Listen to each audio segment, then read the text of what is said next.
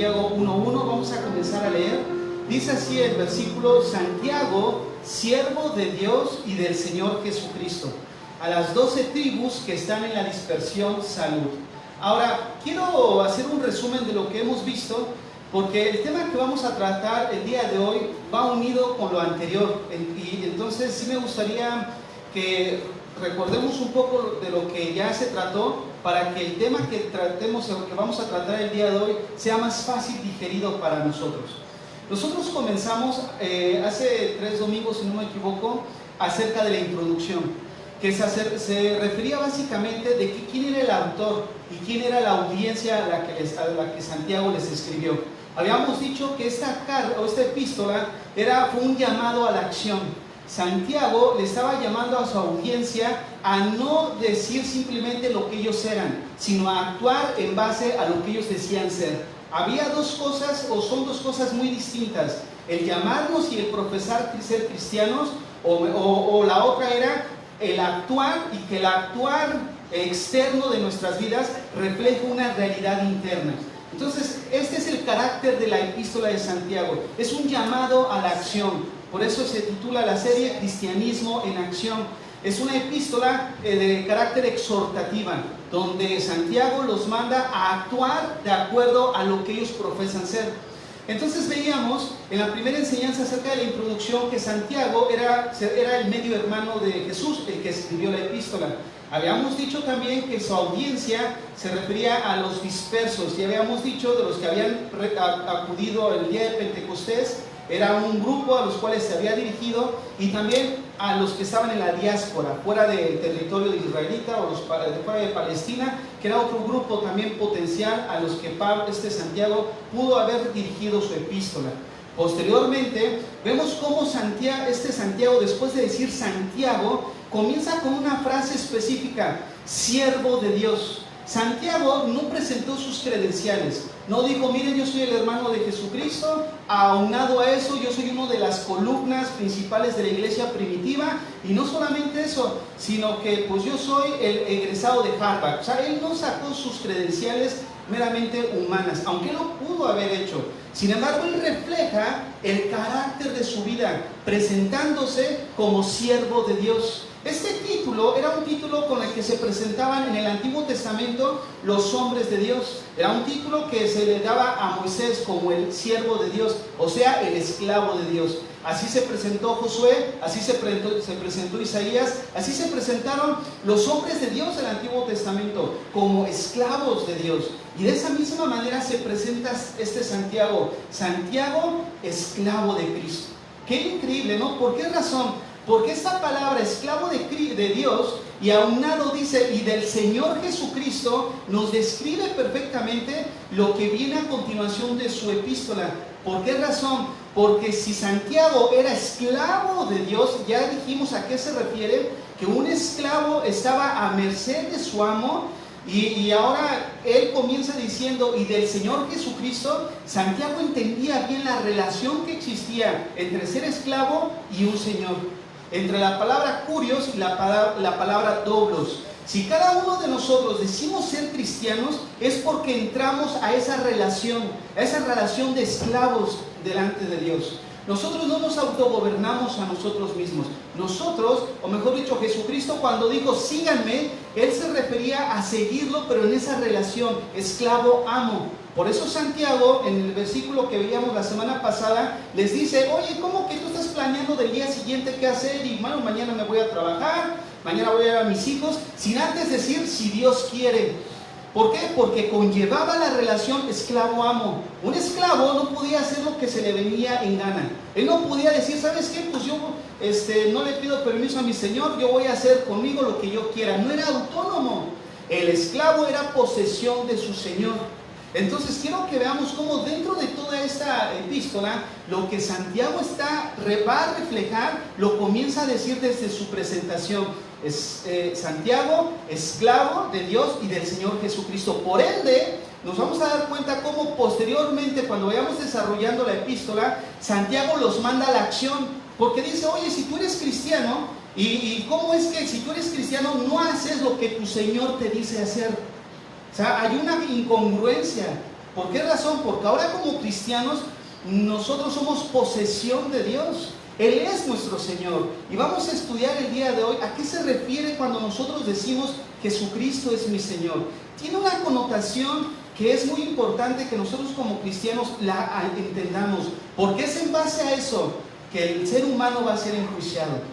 Y es algo que me gustaría orar para que el Señor me dé la gracia para poder comunicar este mensaje que considero que es de suma importancia para cada uno de nosotros, pero también que les dé la gracia para poder asimilar lo que vamos a estudiar el día de hoy. Señor, en esta mañana te damos gracias porque eres bueno con nosotros. Te rogamos que el día de hoy, Señor, tu palabra sea expuesta de una manera clara, sea expuesta de una manera precisa. De tal manera, Señor, que los corazones de los que estamos aquí, Señor, sean quebrados por el poder de tu Santo Espíritu, Señor. Hacer enviada tu palabra a cada uno de los que estamos aquí. Que nuestros oídos sean abiertos espiritualmente para escuchar la verdad de tu Evangelio y poder asimilarlo en nuestro corazón, Señor, y ser esclavos tuyos, Señor. Que nuestras palabras, cuando ya vengamos a orar, cuando nos dirijamos a ti y mencionamos que tú eres el Señor, Padre, conlleve esa connotación en nuestras vidas como era en en la Biblia, Señor. Que realmente nosotros entremos a esa relación esclavo-amo. Te damos gracias en el nombre de Jesús. Amén y amén. Bueno, la historia dice que una de las muchas causas por las cuales los cristianos eran llevados a muerte era porque ellos rehusaron de llamar al César Señor. La palabra Señor en el Nuevo Testamento tiene una connotación distinta a nuestra época. En nuestra época, llamarle Señor a alguien es simplemente por cuestión de respeto o simplemente porque la persona tiene una edad avanzada.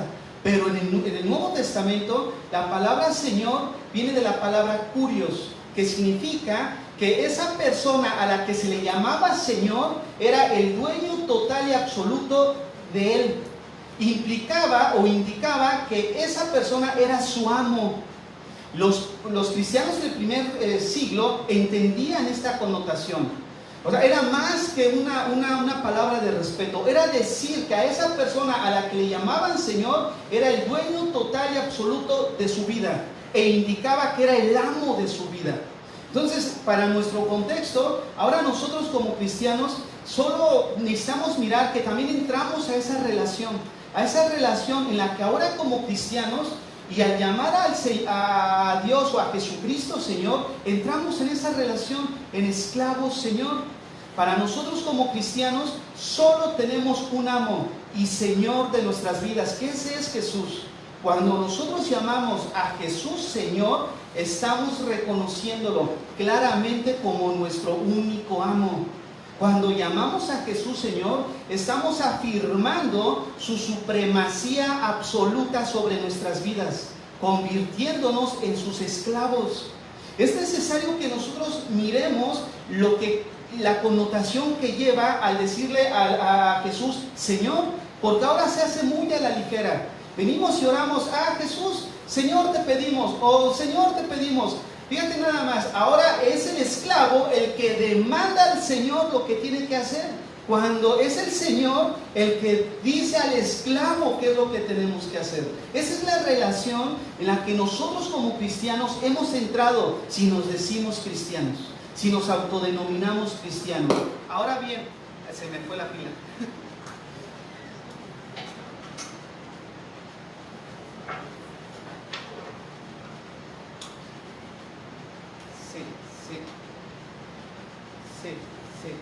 Sí, ahí está. Sí. Esa es la relación en la que nosotros como cristianos entramos. Ahora quiero que veamos lo siguiente. La palabra Señor y esclavo, que en el original griego es kurios y doblos, son correlativas. ¿Qué quiere decir esto? Que no se pueden separar la una de la otra.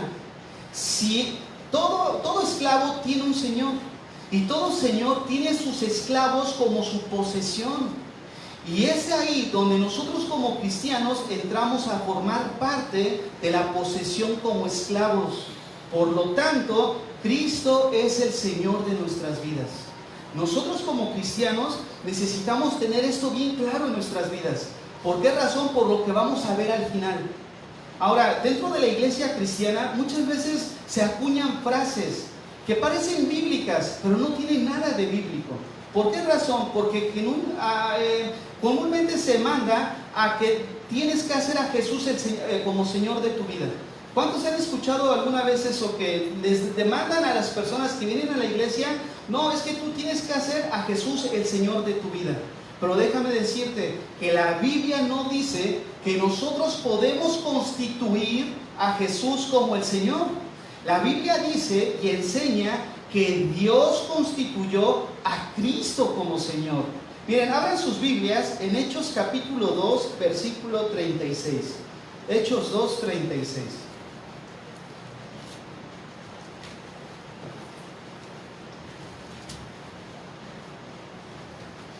Hechos 2, 36. Dice así: sepa pues ciertísimamente toda la casa de Israel que a este Jesús, a quien vosotros crucificasteis, Dios le ha hecho Señor y Cristo. Mira nada más, Dios le ha hecho, Dios constituyó a Jesucristo como Señor. ¿Por qué razón? Porque yo humanamente, yo no puedo decir: Jesús, tú eres el dueño total y absoluto de mi vida y de todo el mundo. El Señor te mira y dice: ¿tú a mí? Una simple criatura. Esa criatura que yo creé, que yo hice, que yo formé, tienes la autoridad y potestad para llamarme a mí Señor sobre todas las cosas. ¿Qué acaso yo no soy Dios?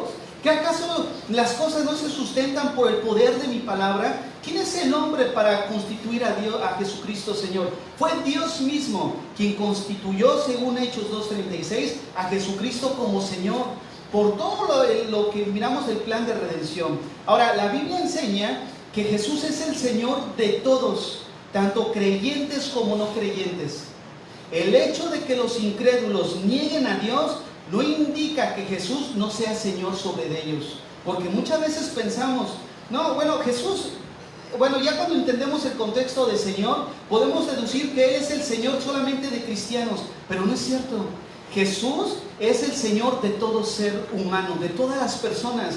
Es por eso que vamos a mirar hacia el final, cómo es en base a eso que Jesús van a ser condenados, porque no quisieron someterse al señorío de Cristo. Fíjate nada más, nosotros necesitamos entender este tema, que es de suma importancia para nosotros, porque vamos a ver qué tan importante sea conforme vayamos desarrollándolo. Pero sí es importante hacer notar esto, y hacer hincapié de que no porque la persona sea atea no significa que Jesús no sea Señor sobre ellos. No porque la persona no venga a la iglesia no significa que Jesús no sea el Señor sobre ellos. No, es Dios quien constituyó a Cristo Señor sobre todos. Miren sus Biblias en Romanos 14:9. Vamos a comprobar esto en la Biblia. Romanos 14:9.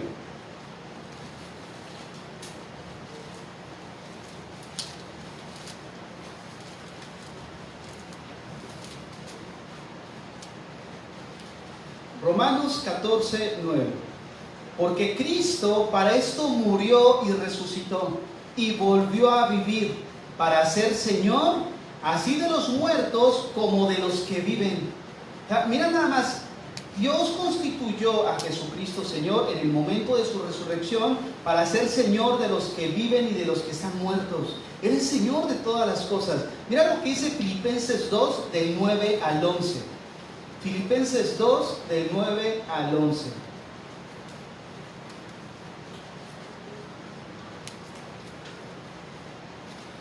Filipenses 2, del 9 al 11. Mira lo que dice. Por lo cual Dios también le exaltó hasta lo sumo y le dio un nombre que es sobre todo nombre, para que en el nombre de Jesucristo se doble toda rodilla de los que están en los cielos y en la tierra y debajo de la tierra, y toda lengua confiese que Jesucristo es el Señor, para gloria de Dios Padre. Están incluidos creyentes como no creyentes. Todo ser humano va a declarar un día que Jesucristo es el Señor entendiendo que es el dueño total y absoluto de toda la gente y de todas las cosas. Ahora, por lo tanto, no se trata de que nosotros hagamos a Cristo Señor, sino más bien de acatar su señorío. Y ahí es donde ya empieza el desarrollo de esta enseñanza. ¿Por qué razón? Porque si nosotros entendemos el contexto de que cuando decimos Jesucristo es el Señor y las implicaciones que conlleva, entonces podemos notar que no se trata de que yo debo de hacer a Jesús el Señor de mi vida, no, porque Él ya es Señor. Se trata de que yo me debo de someter al señorío de Cristo. Si llamamos a Jesús Señor, debemos de entender las implicaciones profundas que esto lleva.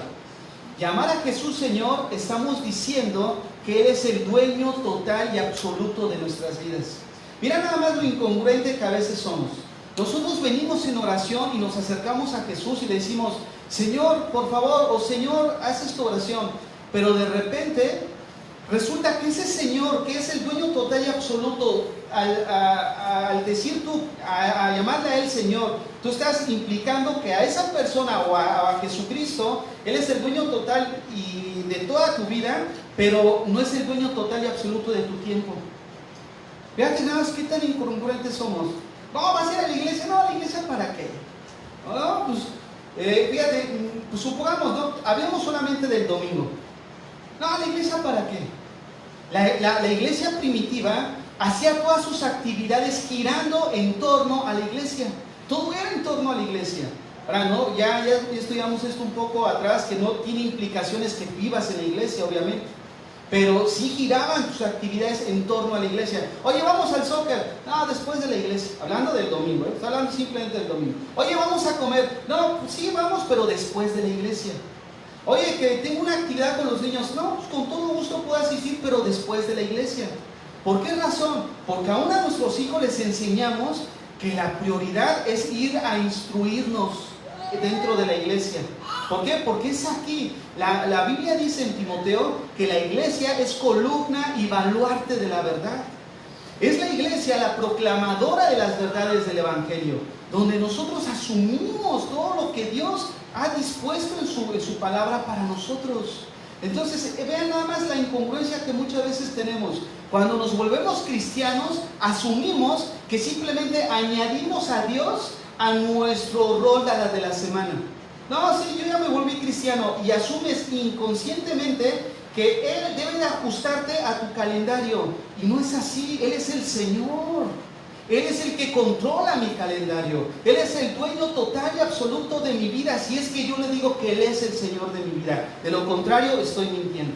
De lo contrario, estoy haciendo una profesión contraria a lo que yo afirmo ser.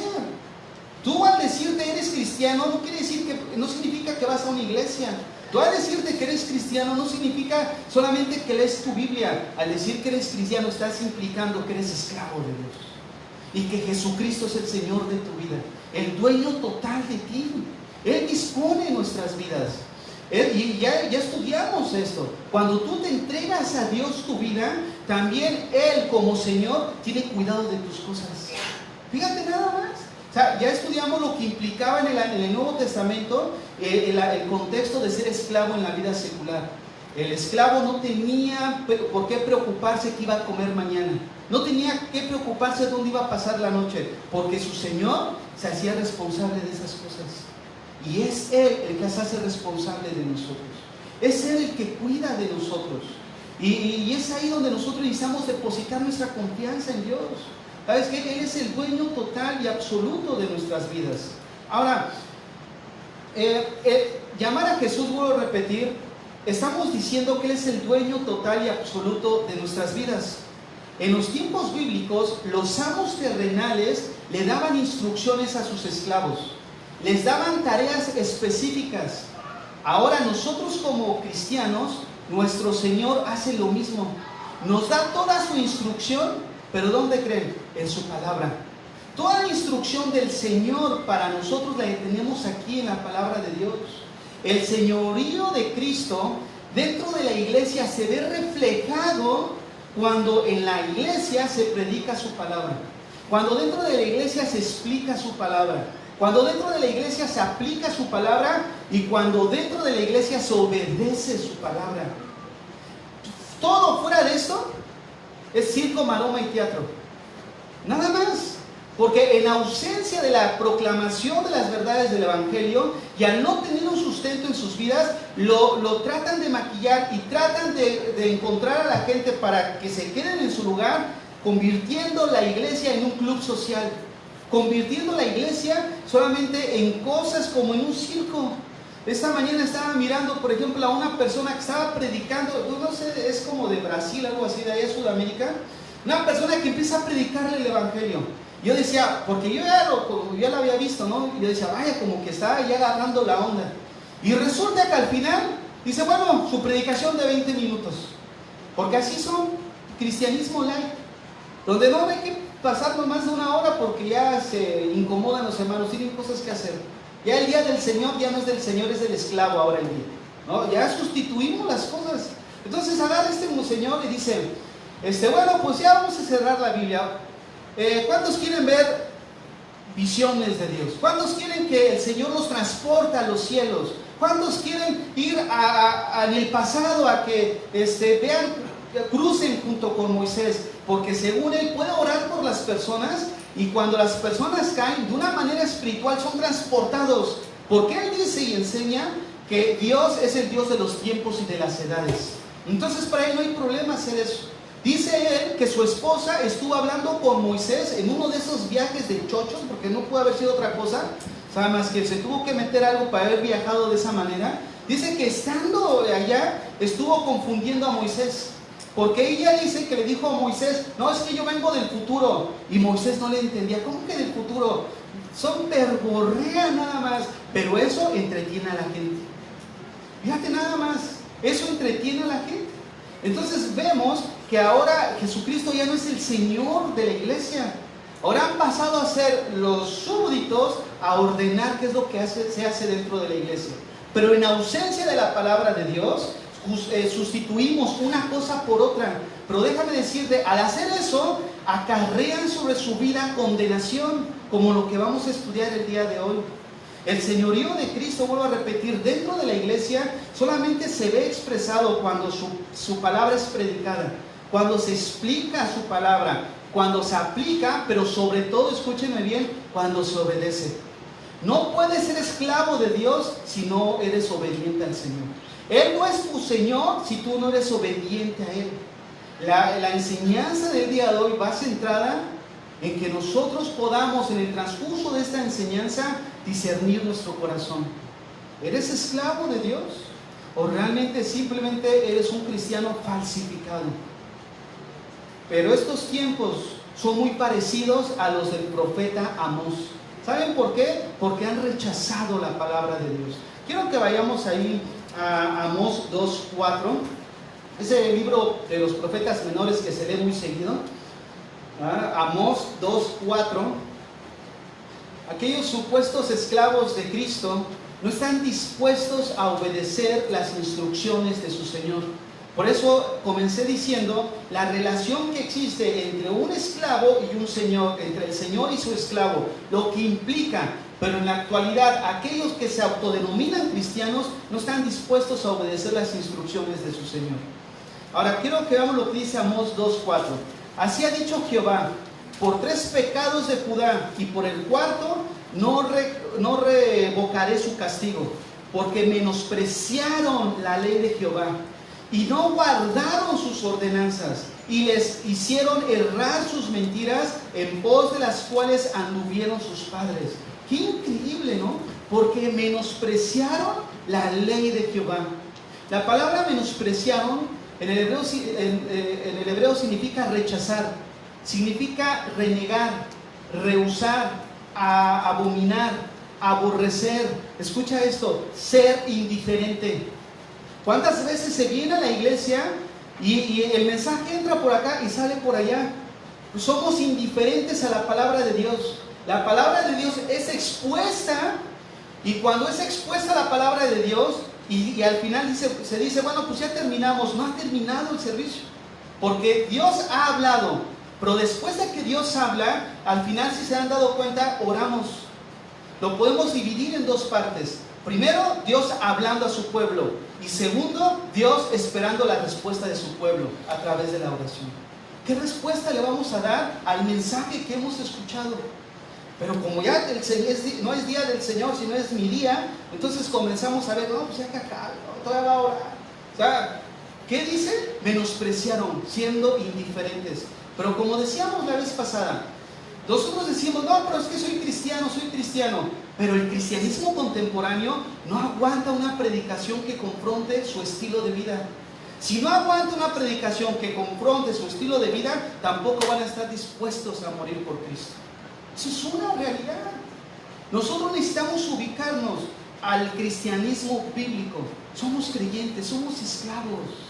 Y es lo que vamos a tratar el día de hoy. Dios mandó al profeta Amós a su pueblo, mira, a que se volvieran de sus caminos apóstatas, porque el juicio de Dios era inminente sobre ellos. ¿Por qué venía el juicio de Dios sobre un pueblo que decía que Dios era su Señor, que Jesucristo era su Señor? Porque era una mentira, no era cierto. El esclavo no hacía ni hacía ni las instrucciones de su Señor, era desobediente. Pero el pueblo de Israel no quiso oír a Amós. ¿Por qué? Porque su mensaje los incomodaba. Ya que estamos ahí en Amós, mira Amós 7, versículo 12. Amós 7, del 12 al 13. Dice, y Amasías dijo a Amós. Más adelante vamos a retomar otro versículo, porque este Amasías no era cualquiera dentro del pueblo de Israel. Este Amasías era un sacerdote.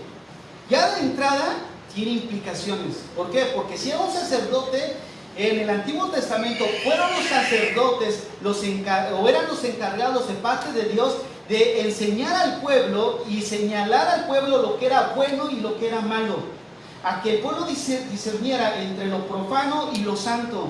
Pero mira, este sacerdote no hizo eso. ¿Qué le dice? Amasías el sacerdote le dijo a Amós, un verdadero hombre de Dios, vidente, vete, huye a tierra de Judá y come allá tu pan y profetiza allá. Y no profetices más en Betel, porque es santuario del rey y capital del reino. El mensaje de Amós era tan confrontador de que el pueblo de Dios se había apartado de la palabra de Dios en desobediencia, que el juicio de Dios venía sobre la nación de Israel, pero como en estos tiempos estaba el rey, el mensaje lo incomodaba.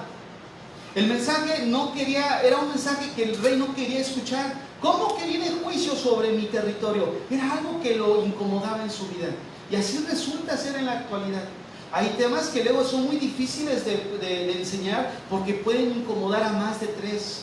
Pero como decía aquel gran reformador, preferible ser heridos con la verdad que ser condenados con la mentira.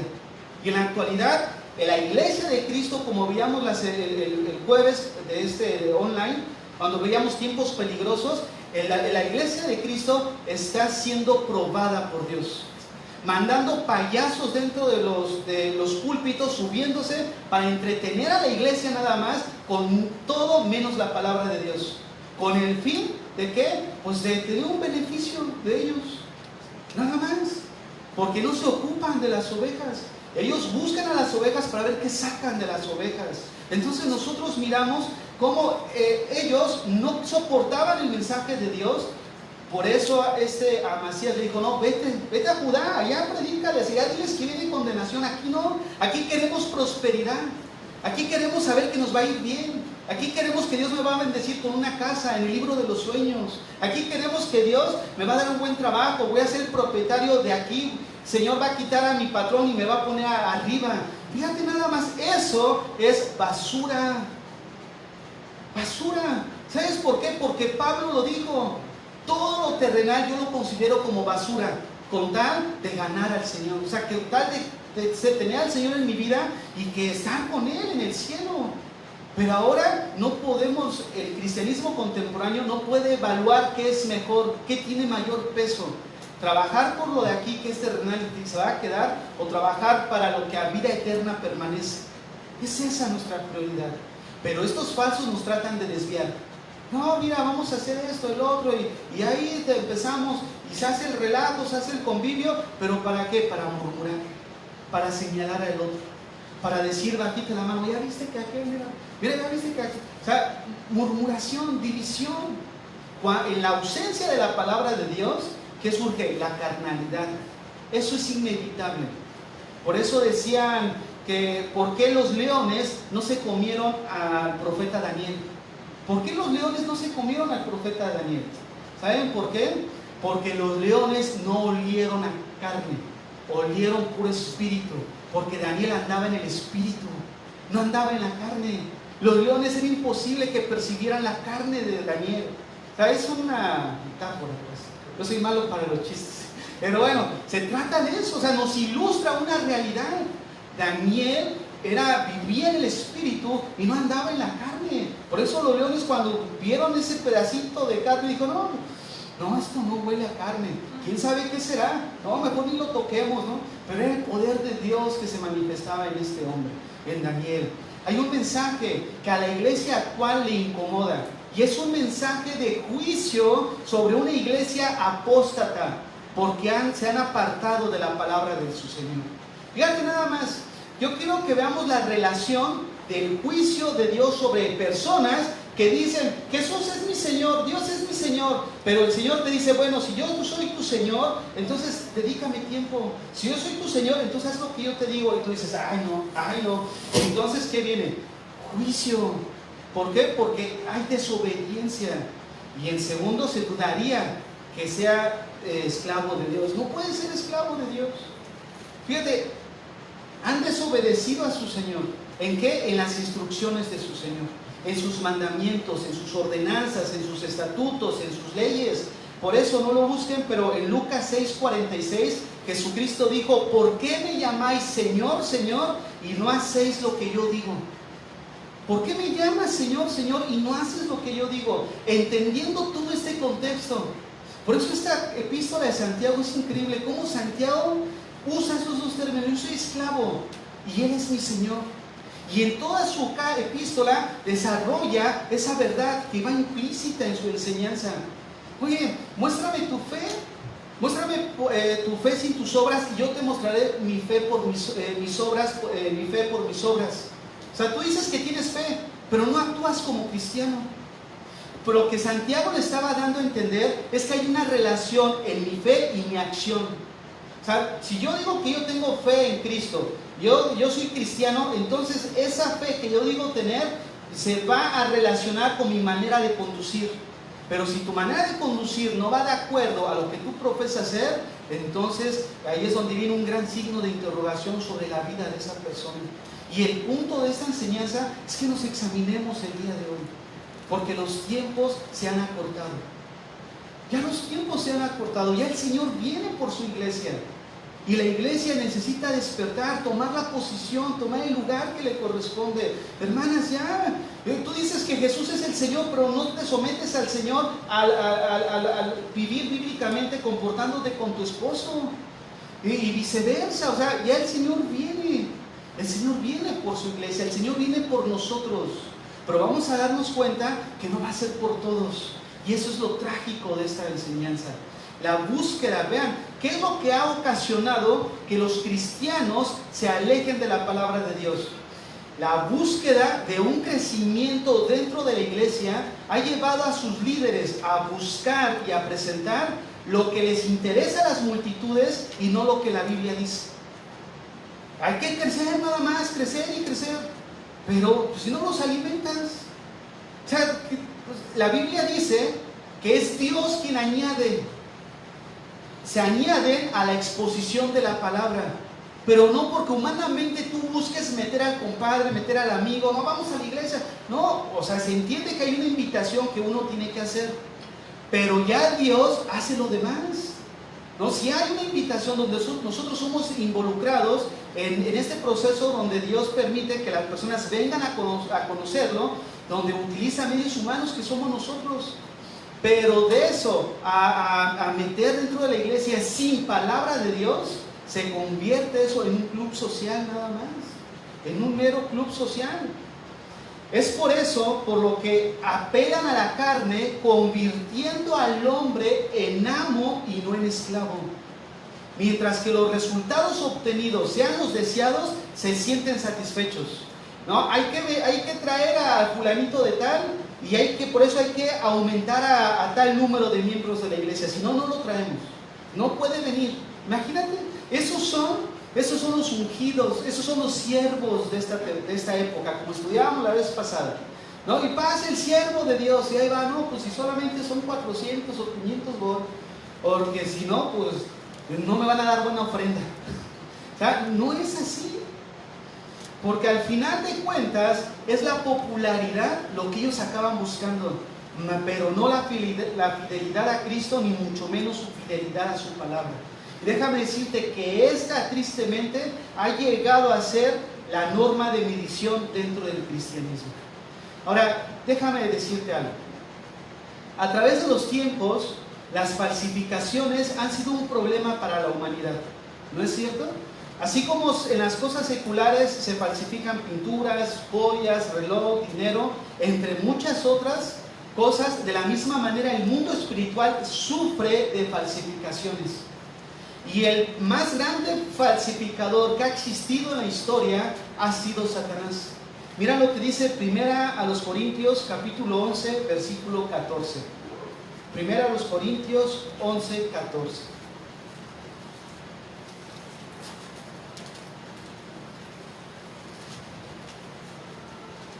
Vamos a ir estudiando algunos círculos de falsificadores. Primero, ¿quién es el padre de toda falsificación? Satanás. Dice así: y no es maravilla, porque el mismo Satanás se disfraza como ángel de luz. Fíjate, no es de maravilla. O sea, en la Biblia encontramos muchas advertencias.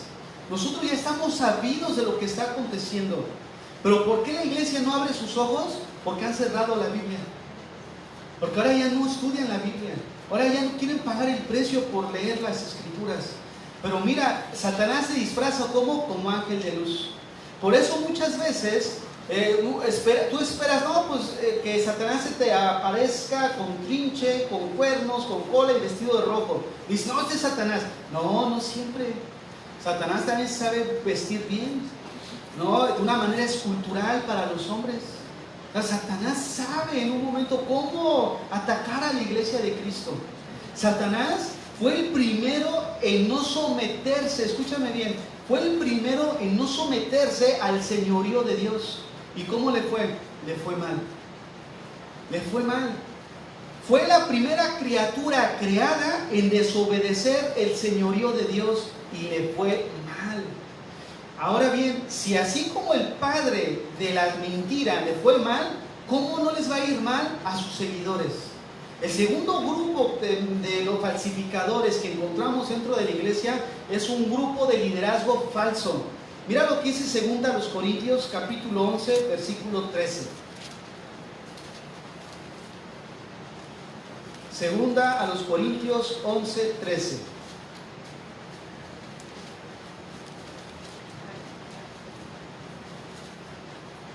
11:13. Dice así: porque estos son falsos apóstoles, obreros fraudulentos, que se disfrazan como apóstoles de Cristo.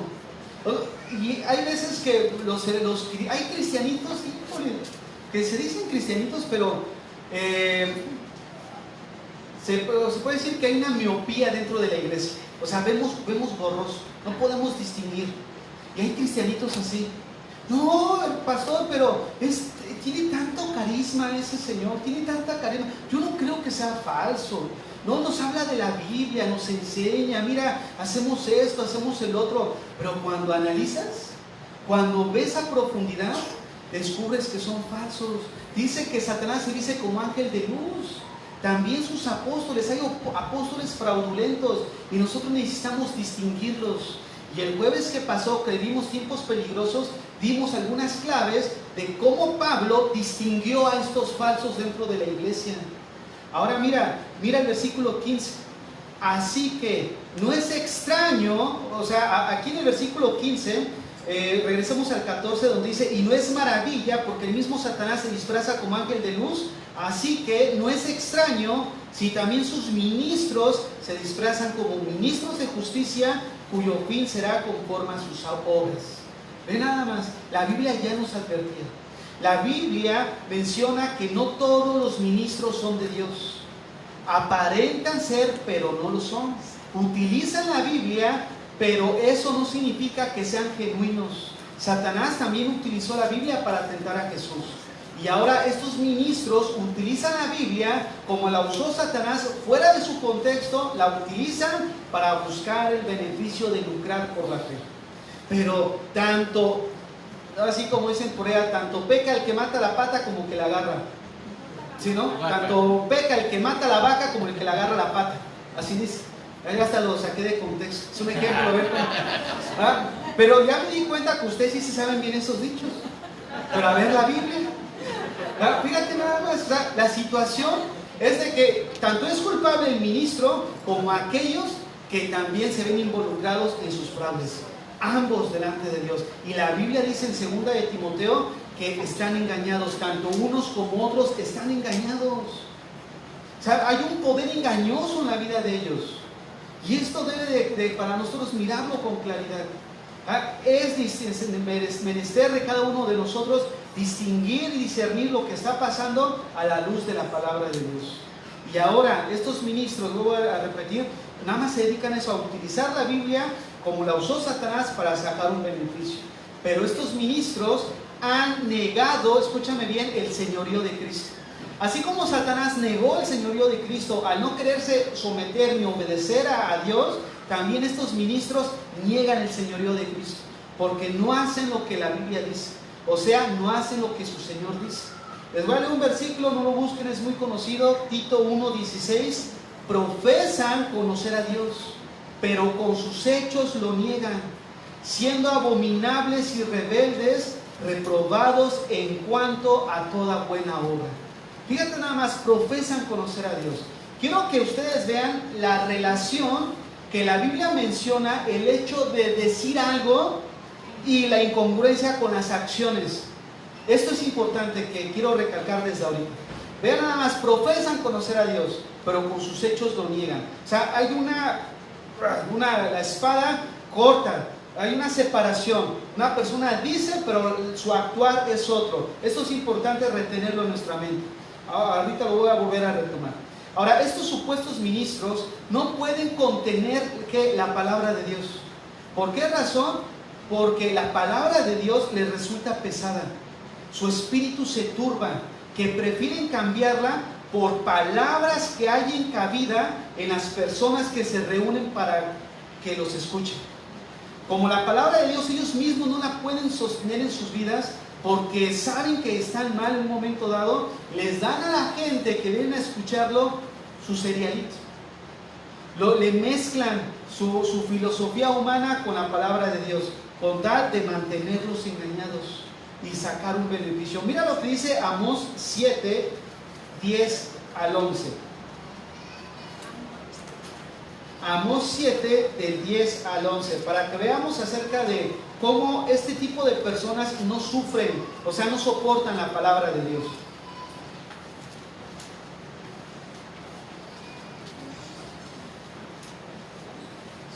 Amós 7, del 10 al 11. Mira lo que dice. Entonces el sacerdote Amasías, miren cómo era sacerdote este Amasías, el sacerdote Amasías de Betel envió a decir a Jeroboam, el rey de Israel, acuérdense que, no, vete a Judá porque aquí está el rey gobernando. Dice, Amós se ha levantado contra ti y en medio de la casa de Israel. La tierra no puede sufrir todas sus palabras, porque se ha dicho Amós, que Jeroboam morirá a espada e Israel será llevado a su tierra en cautiverio. Fíjate, quiero que veamos, esto es lo mismo que ahora se escucha en las iglesias. Cuando un cristiano dentro de una iglesia con entendimiento se levanta y dice, oye, eso que estás diciendo no es así, la tachan de rebelde, la tachan de divisora. ¿Por qué razón? Porque no pueden sufrir la palabra de Dios en sus vidas. Este tipo de personas no sufren. ¿Por qué? Mira lo que hizo otra vez el versículo 10. Amós se ha levantado contra ti en medio de la casa de Israel. La tierra no puede sufrir todas sus palabras. ¿Por qué razón? Porque era contrario a los deseos carnales de la gente. No, yo quiero mi casa. No, pues tienes que trabajar. No, yo quiero que Dios me la dé así porque sí. Entonces te das cuenta cómo se contraponen. ¿Por qué? Porque no sufren la palabra de Dios, porque no es conforme a su naturaleza. No es conforme a lo que ellos quieren. Ellos quieren solamente alimentar su carne. Y al hacer eso, desobedecen a su Señor. No hay una relación esclavo-amo. No hay una relación entre digo y hago. Fíjate, esto es importante, por eso estoy remarcando. ¿Por qué razón? Ya yendo hacia el desenlace de esto, porque esta parte es donde ya viene el clímax de la enseñanza, porque las falsificaciones más aterradoras que encontramos está en Mateo 7. Mira, ve a Mateo 7. En Mateo 7, del 21 al 23, encontramos la falsificación más aterradora dentro de las Escrituras de personas que dicen ser y no son. Y esa, déjame decirte que es una aún más aterradora en el sentido de las falsificaciones, porque escúchame bien, muchos de los que me están escuchando en internet o pueden estar aquí, forman parte de ese grupo.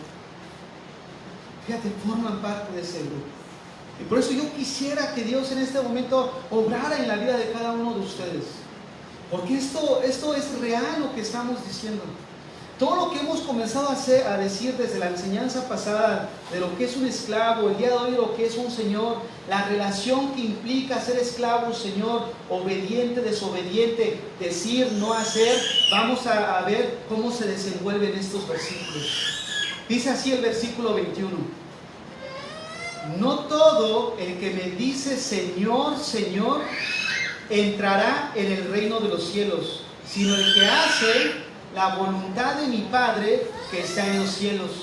Vuelvo a repetir, no todo el que me dice Señor, Señor, entrará en el reino de los cielos, sino el que hace la voluntad de mi Padre que está en los cielos. Muchos me dirán en aquel día, Señor, Señor, ¿no profetizamos en tu nombre? Y en tu nombre echamos fuera demonios, y en tu nombre hicimos muchos milagros. Y entonces les declararé, nunca os conocí, apartaos de mí, hacedores de maldad. Déjame decirte, Mateo registra un acontecimiento que todavía no ha pasado, que va a suceder en el futuro, pero muestra un grupo de personas que vivieron engañadas. Fíjate, vivieron engañadas. Si miras el versículo 21, ¿qué dice? No todo el que me dice Señor, Señor. ¿Qué está pasando ahí? No todo el que me dice, ¿qué es una profesión? Alguien que dice Señor, Señor. Alguien que dice ser algo, pero que vamos a ver que no era lo que decía ser. Ahora, la pregunta aquí, que solamente en este puro versículo pudiéramos hacer, es ¿quién es el que entra en el reino de los cielos? Según el puro versículo 21. Mira lo que dice. No todo el que me dice Señor, Señor, entrará en el reino de los cielos, sino el que hace la voluntad de mi Padre que está en los cielos. Todo se resume ahí, en una relación esclavo-amo, en una relación curios-doblos, en una relación donde el que Él nos dice qué es lo que nosotros debemos de hacer, y nosotros en obediencia hacemos. Por eso es clave este versículo. ¿Quién es el que entra en el reino de los cielos? El siervo obediente. El que hace, no el que dice. Por eso al inicio dice, no todo el que dice. O sea, ese no va a entrar. Y la iglesia está llena de esos. No, yo soy cristiano. No, yo no digo esto, no digo aquello. No, aleluya, gloria a Dios, bendito sea el Señor. Amén, hermanos. Avivamiento. No todo el que dice, es el que hace. Mira nada más, ¿quién es el que entra en el reino de los cielos? El esclavo obediente a su Señor, no el desobediente. ¿Quién es el que entra en el reino de los cielos? El que se sometió al señorío de Cristo, el que buscó como esclavo ser agradable a su Señor. Este versículo es muy importante. ¿Cómo hace la diferencia? ¿Quién es el que entra al reino de los cielos? El que obedece, el que lleva su cristianismo a la acción, el que lleva una implicación de decir, sí, Él es el Señor de mi vida y por ende yo voy a actuar en relación o actuar en base a esta relación que ahora yo tengo con Él. Ahora, número 2, quiero que vean el versículo 22. Muchos me dirán en aquel día. Fíjate nada más, esto es increíble. Uno de los comentaristas, Hendrickson, no sé si lo pronuncié bien, Hendrickson creo que es. Pero la idea es de que él narra una situación donde el puro leer te hace te hace como que pensar dos veces dónde estás parado como cristiano. Él narra que dentro de este versículo 2 hay muchos, porque primeramente quiero definir lo que dice, muchos me dirán en aquel día. ¿A qué día se refiere? ¿A qué día? ¿Sabes a qué día? Al día del juicio final para los incrédulos. Y él dice que muchos que van a estar ahí ya estuvieron en el infierno, murieron sin Cristo, estando en el infierno, y ahora están en el juicio de Dios esperando su condenación eterna. Y muchos van a estar parados ahí con ese temblor en sus labios diciendo, Señor, Señor, no profetizamos en tu nombre, no en tu nombre hicimos muchos milagros, no en tu nombre, fíjate nada más, no en tu nombre, como si la fuente de lo que ellos hicieron estuvo en Dios. Fíjate más, qué situación tan aterradora. Para nosotros, está hablando de ustedes y de mí. Está hablando probablemente de algunos de los que me están escuchando que van a estar ahí. ¿Por qué? Porque no fueron obedientes a su Señor. El ser cristiano no implica simplemente traer una Biblia debajo de nuestro brazo. Implica hacer lo que la instrucción de mi amo me está diciendo que aquí está escrito. Ama a Dios, voy a amar a Dios con toda mi mente, con todas mis fuerzas, con todo mi corazón. No robes, no des falso testimonio, no mires para codiciar, no hagas esto, condúcete rectamente. Sí, Señor, estas son tus instrucciones para mí, que soy tu esclavo. Hay una profesión, lo que yo digo ser y lo que yo soy en mi vida práctica. Y es por eso que hay muchos engañados. Porque sintieron fuego de Dios y se cayeron, chillaron, se revolcaron ahí como lombriz que le echa sal y todavía anda girando, pero siguen siendo las mismas personas. Estos movimientos, hermanos, a mí me tocó vivirlos en mi adolescencia. Fue traumante para mí. No experimentar lo que ellos decían en un momento sentir. Se juntaban, ¿cuántos jóvenes quieren venir? Pasen al frente. Y yo iba con la esperanza de reírme, con la esperanza de sentir eso que ellos decían sentir, y nunca sentí nada. Y lo único que pasó fue frustrarme. No, Señor, pues haces diferencia entre aquel y yo. Aquel sí se ríe, y como los veía que se ría, yo quería fingir reírme. Es puro teatro. Es eso nada más. El verdadero poder de Dios viene de la Biblia en nuestras vidas, cuando aplicamos en nosotros. Yo veía a esos jóvenes, porque crecimos juntos. Íbamos al grupo de jóvenes, servíamos en el ministerio de staff, hacíamos cosas, y ¿sabes qué?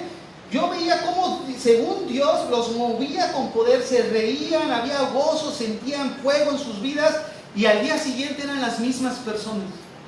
No cambiaban. Si Dios se encontraba detrás de eso, tuvo que haber un cambio en sus vidas, pero seguían siendo las mismas personas. Fíjate más qué fruto tenía todo ese show, nada. Es por eso que estos hombres, fíjate, más adelante nos vamos a dar cuenta de algo, que Jesucristo no les dijo, no es cierto lo que tú estás diciendo, todo lo que tú dices, no es cierto que echaste fuera demonios, no es cierto que en mi nombre hiciste, o sea, Él no les rebatió eso. Vamos a ver qué le rebatió más adelante. Porque la razón por la que estos hombres descritos aquí son condenados, porque fíjate nada más, estos son condenados no es porque su predicación haya sido errónea. Judas, lo dije el jueves, si tú lees Mateo 10, después de que hace llama a los 12 discípulos, está la lista de los 12 apóstoles, los manda a predicar de dos en dos, y entre ellos iba Judas. Judas también predicó el evangelio, Judas también hizo milagros, y Judas se encuentra en este grupo. ¿Por qué razón? Porque su vida no fue consistente con lo que él decía ser. Él dijo ser esclavo de Dios, pero en realidad no era su esclavo, lo acabó traicionando, lo acabó negando. Y dice también ahí, donde sus milagros de ellos, Jesucristo no les dijo que eran espurios, o sea, mentira o engañosos. Ambas cosas, tanto su predicación como sus milagros que ellos hacían, probablemente lo hacían de una manera bíblica. O sea, porque déjame decirte algo, el evangelio es fácil de entender. Esta persona que yo les decía que escuché en la mañana, cuando lo escuché, miren, hizo una buena enseñanza. Pero en la práctica, por el amor de Dios, yo dije, no es posible. O sea, hizo cosas que no son bíblicas y está llevando a la iglesia a la apostasía. Fíjate nada más. O sea, el hecho que tú digas, bueno, pues es como esto. Supongamos que ahorita les digamos a todos, ¿saben qué? Por el calor que está haciendo, pues hicimos una limonada para todos. Pasen por su vaso con hielo y se refresquen. Nada más hay una advertencia. El 90% es agua pura, el 10% es del caño. Sí o sí te va a acabar dañando. Y así son las predicaciones. Por más que el 90% o el 99% sea bíblica, si hay 1% o 10%, te va a llevar al engaño y al error. Ahora déjame decirte, el versículo 22, muchos me dirán en aquel día, Señor, Señor, ¿no profetizamos en tu nombre y en tu nombre echamos fuera demonios y en tu nombre hicimos muchos milagros?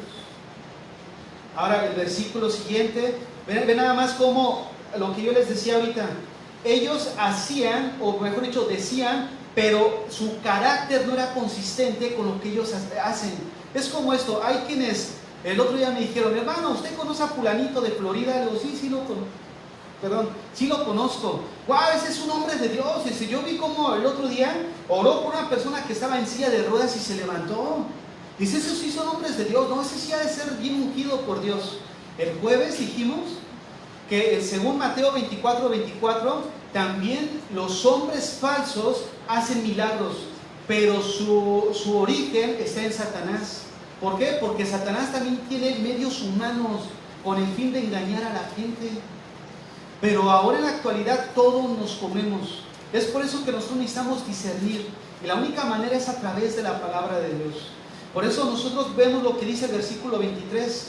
Y entonces les declararé, nunca os conocí.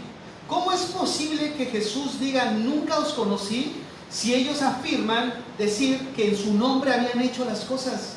La palabra conocer viene del griego ginosko, que describe un conocimiento progresivo. Habla de que tú conociste tal fecha al Señor Jesucristo, pero habla de una relación íntima que fue creciendo. No es el hecho de decir, por ejemplo, hoy me presentan a Héctor, por ejemplo. Pasan los años y dicen, oye, ¿tú conoces a Héctor? Sí, un día en la iglesia pasó. O sea, no, ese conocer no se refiere a esto. El conocer que se refiere aquí a la Biblia se refiere a cuando me presentan a Héctor, porque yo tengo una relación, entablo una relación de amistad. Empieza a entablar una relación de amigos. Empiezo a entablar una relación que yo ya sé cómo es él, qué le gusta, qué no le gusta, ya sé dónde vive, conozco a su esposa, a sus hijos. Hay una relación y esa es la palabra de relación que maneja aquí. No te conozco. ¿De dónde saliste? Nunca estuviste en mi intimidad. ¿Pero cuál fue el motivo? Porque decían ser, pero nunca hicieron lo que decían ser. Fíjate nada más la diferencia. Ahora, quiero que veamos lo siguiente. Lo primero que vemos es, entonces les declararé. ¡Qué afirmación tan aterradora! Imagínate que todos esos que están dentro de las iglesias, que se aprecian de ser cristianas, el día que estén con el Señor, ¿qué sorpresas se van a llevar? Van a estar maldiciendo a aquel que les predicaba cada 8 días. Que por no decirles la verdad, para que no se fueran de su iglesia, acabó mandándolos a la condenación. Fíjate nada más. Y una de las cosas que hemos repetido muchas veces aquí en la iglesia es que nosotros vamos a ser culpables y vamos a ser responsables de lo que digamos, pero también de lo que callamos. Por eso no podemos callar las verdades del Evangelio. Necesitamos hablarlas así que resulten 2 o 3 que digan, no, ¿sabes qué? No me gusta. Son muy francos, hablan muy fuerte, no hay amor, no hay una prosperidad, no hay bendición. Hermanos, se van a acabar yendo, pero es mejor, como les dije al inicio, que herirlos con la verdad a condenarlos con la mentira. Y en esos lugares, cuando les lleguen a estar con el Señor y no les predicaron el Evangelio, ¿qué sorpresas se van a llevar? Aquí están ellos. Mira, otra observación de aquí. Este pasaje no está hablando de incrédulos. Está hablando de gente que está dentro de la iglesia. El incrédulo no echa fuera demonios en su nombre. El incrédulo no predica en su nombre, no profetiza en su nombre. Es todo lo que en la actualidad se está haciendo dentro de las iglesias. Fíjate nada más qué casualidad. Todo aquello que ahora miramos que prolifera dentro de las iglesias es todo aquello que el Señor condenó aquí. Fíjate nada más para que miremos con atención las advertencias del Señor. Nunca os conocí. Y después dice, apartaos de mí. Apártate. No hay una segunda oportunidad. No, Señor, que abusaron de mí, que me engañaron. No. Tú fuiste responsable porque en tus manos tenías mi instrucción. Era tu responsabilidad ver si lo que ellos te estaban diciendo era verdad o era mentira. Era tu responsabilidad. Apartaos de mí, hacedores de maldad. Fíjate, esa palabra hacedores de maldad, primeramente la palabra hacedor significa o se refiere a una persona que está dedicado a hacer algo. Está dedicado a una persona que practica algo. Ahora, si nosotros tenemos ahí en mente, ¿a qué se refiere entonces el Señor? Apártate de mí, tú que te has estado practicando, ¿qué? Maldad. La palabra maldad viene del griego anomia, que significa sin ley. Ellos quieren a Dios, pero no quieren su ley. ¿Qué quiere decir eso? Que ellos dicen, Señor, Señor, pero no quieren la ley de Dios. Por eso Jesucristo dice, apártate de mí, hacedor de maldad. ¿Qué quiere decir? Que esas personas que se decían cristianos, que profesaban ser cristianos, que decían tener a Jesucristo como Señor, nunca estuvieron bajo la instrucción de su Señor, nunca fueron esclavos obedientes, sino que se apartaron. Por eso vemos que Jesús es el Señor de todos, no solamente de creyentes, es el Señor del creyente y del incrédulo. La diferencia es que Dios va a juzgar y condenar al incrédulo porque nunca se sometió al señorío de Cristo. Y se entiende que nosotros como cristianos sí, pero la sorpresa es que no todos los que nos decimos ser cristianos lo hacen. Fíjate, eso es la sorpresa que estamos mirando y que se van a llevar muchos en aquel tiempo. Buscan una salvación que se ajuste a sus propios términos, pero no se conforman a los deseos de Dios. El cristiano contemporáneo no busca a Dios, no ama a Dios, no obedece a Dios, no se somete a Dios, no honra a Dios, no ama su ley, pero todos quieren ser salvos. ¿Puedes mirar el problema que hay? Este es el problema que hay. No todos quieren ser salvos, pero ninguno se comporta como esclavo de Dios. La relación siervo-esclavo es esa relación a la que Dios hace su invitación. Ahora déjame decirte algo, ya para ir hacia el final ahora sí. Muchos de los que están aquí, probablemente durante gran parte de su vida se han apreciado de ser cristianos, pero probablemente de una manera no práctica, solamente profesantes, pero nunca has estado bajo la ley de Dios en tu vida. Nunca has tenido la ley de Dios sobre tu vida. Nunca has sido obediente a las instrucciones de Dios en tu corazón. ¿No te gustaría esta mañana entrar a esa relación de esclavo-amo? ¿No te gustaría en esta mañana de entregarle tu corazón a Jesús? Aun cuando tú dijeras, no, pero yo he ido a muchas iglesias, pero el día de hoy te confrontas con esta realidad. Y has asistido cada 8 días a la iglesia. He sido un cristiano dominical, pero nunca he rendido mi corazón a Dios. Hay una gran diferencia. ¿Has entrado a esa relación esclavo-amo? ¿No te gustaría esta mañana entrar a esa relación? Nadie tiene su vida comprada. Nadie sabe si vas a llegar a mañana o la próxima semana, sobre todo en estos tiempos difíciles en los que estamos viviendo. ¿No te gustaría tomar esta probablemente última oportunidad para algunos de los que me están escuchando? Aún para aquellos que me están escuchando en internet, ¿no les gustaría esta mañana a algunos de ustedes entregarle su vida al Señor? Fíjate, cuando decimos pasen al frente, entreguen su vida al Señor, cuando hacen esas iglesias y dicen pasa a recibir tu salvación, pero no entienden la relación a la que ellos se están comprometiendo. O sea, la relación es esclavo-Señor. No solo Jesús quiere ser tu Salvador, Jesucristo quiere ser tu Señor. Jesucristo quiere ser tu Señor. Él quiere que tú seas su esclavo. Que entremos en esa relación esclavo-amo. Porque esa va a ser la diferencia. entre aquellos que les diga, entra al gozo de tu salvación y apártate de mí a la condenación eterna.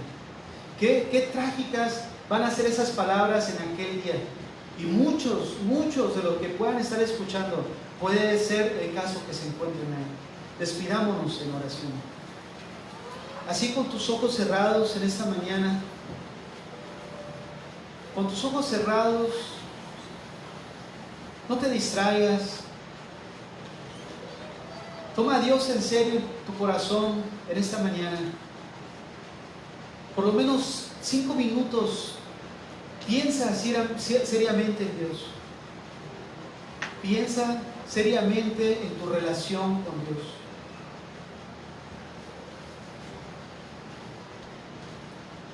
¿Dónde estás parado?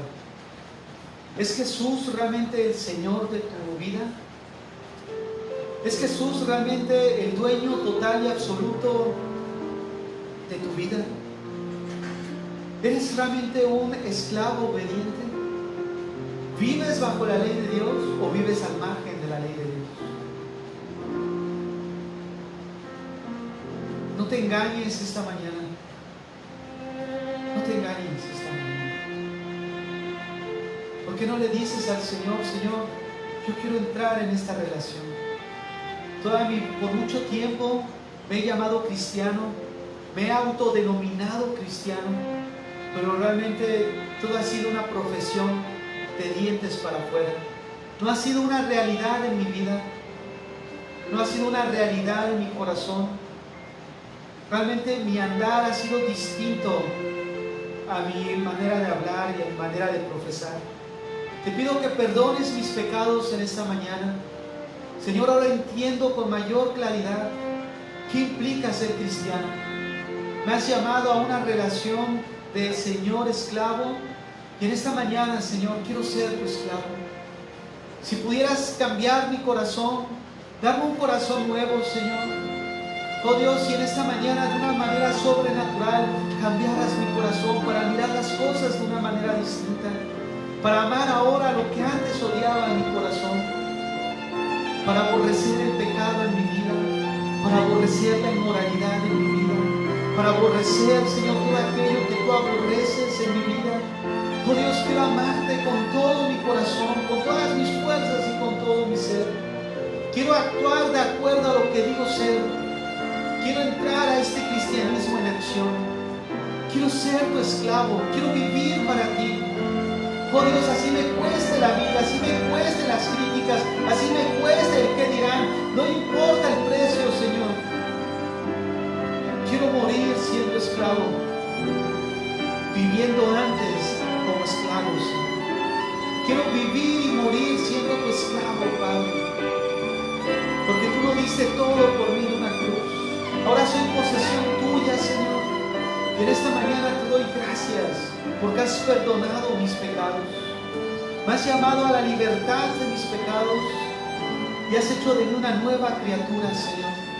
Ahora yo quiero corresponder siendo un esclavo por amor a ti, siendo un esclavo por amor, dedicarte mi vida, dedicarte mi corazón, dedicarte mi tiempo, entregarte todo, Señor, lo que nunca fue mío, pero muchas veces pensé que era mío.